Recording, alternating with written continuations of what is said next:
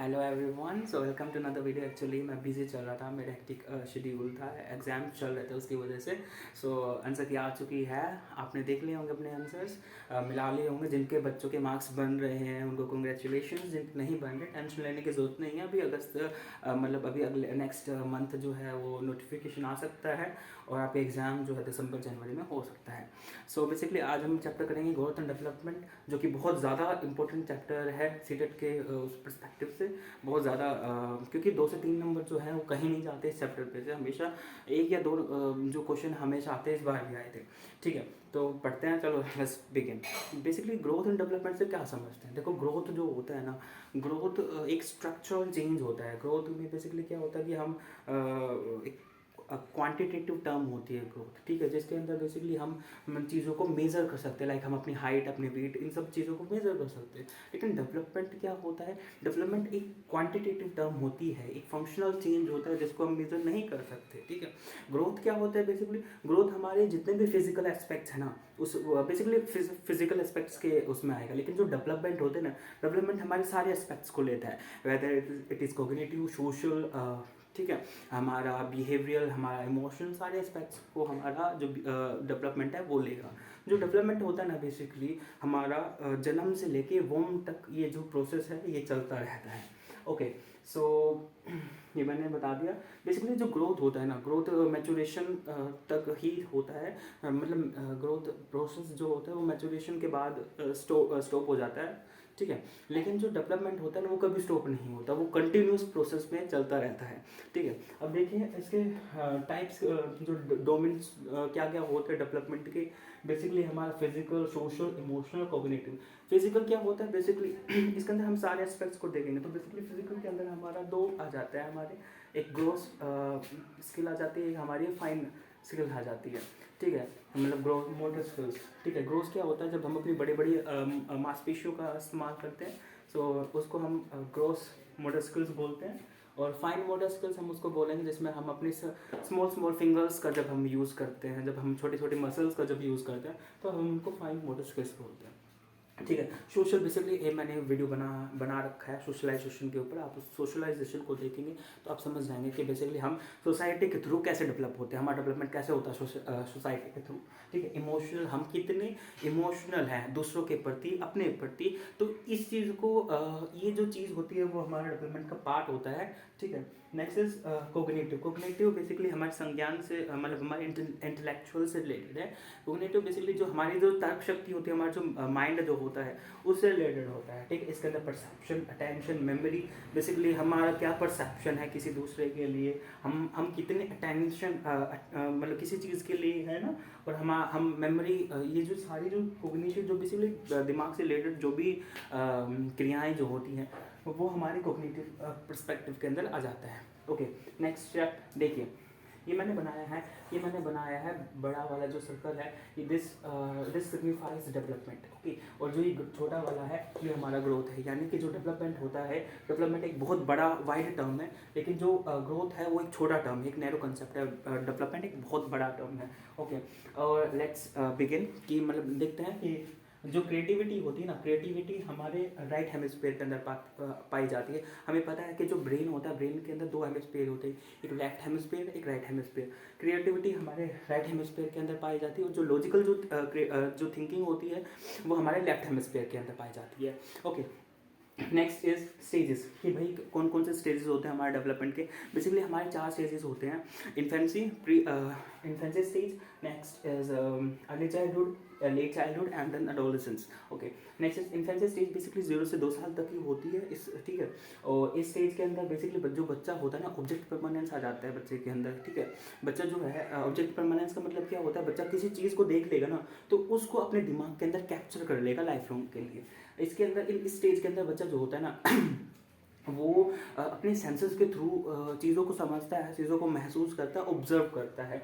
और sensitive period होता है, बच्चे की देखभाल बहुत ज़्यादा इसमें करने की ज़रूरत होती है। इस पीरियड के अंदर बहुत ज़्यादा इंपॉर्टेंट पीरियड होता है। ओके, नेक्स्ट ये जो पीरियड होता है ना, ये पीरियड जो होता है ना वो लैंग्वेज डेवलपमेंट के लिए भी इंपॉर्टेंट माना जाता है।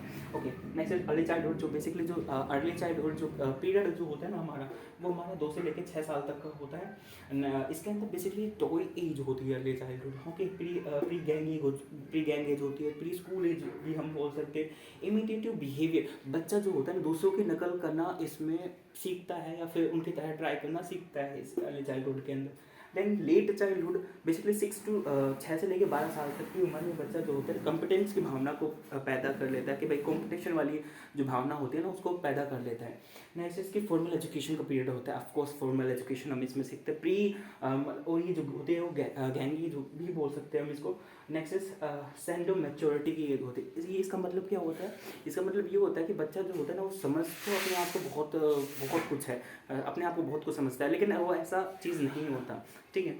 Next is adolescence. एडोलेसेंस बहुत ज़्यादा इंपॉर्टेंट टर्म होती है। ये बेसिकली हमारे ट्रांजिशनल पीरियड होती है। ठीक है, ये हमारे 12 से लेकर 18 साल तक की होती है। इसको हम एक आइडेंटिटी क्राइसिस भी बोल सकते हैं, जो कि एरिक एरिक्सन ने बोला भी है कि भाई बढ़ने बिगड़ने की उम्र में होती है ये एडोलेसेंस। ओके।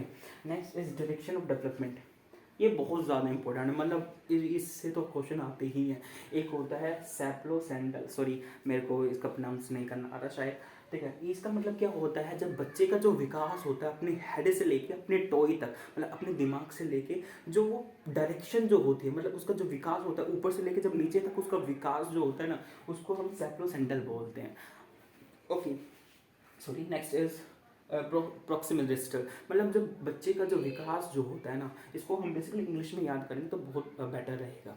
ठीक है, जो बच्चे का जो विकास होता है ना वो मतलब अपनी जो बीच की बॉडीज से लेके बाहर की एक्सट्रीमिटीज़ की तरफ जब जाएगा, यानी कि जब बच्चे के मतलब बच्चा आर्म्स हिलाना स्टार्ट करेगा, फिंगर्स को अपनी ऊपर की साइड को जाएगा, मतलब अपने कंधे को अपने सिर को हिलाना स्टार्ट करेगा, तो उसको प्रोडेक्स्टिल बोलेंगे। ओके। Next is principles. बहुत ज़्यादा मतलब आ सकता है क्वेश्चन, इस पे से आता है।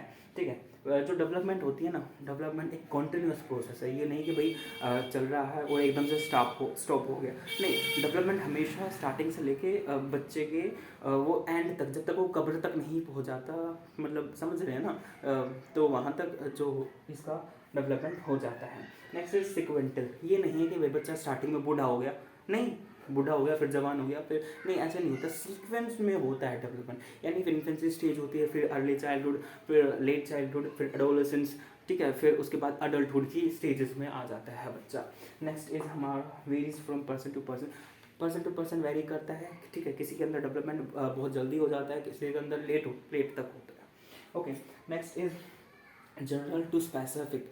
बच्चा जो होता है ना, सबसे पहले जो सामान्य जो क्रियाएं होती हैं, ठीक है, उसको ऑब्जर्व करता है, उसको सीखता है। देन मान लीजिए एक बच्चा है, ठीक है, वो कोई चीज़ कर रहा है, ठीक है, वो उस मान लीजिए उसके सामने कोई ऑब्जेक्ट रखा है, तो उस ऑब्जेक्ट को वो अपने दिमाग में कैप्चर करेगा, फिर उसके बाद अपनी फिंगर्स का इस्तेमाल करेगा ना स्पेसिफिकली।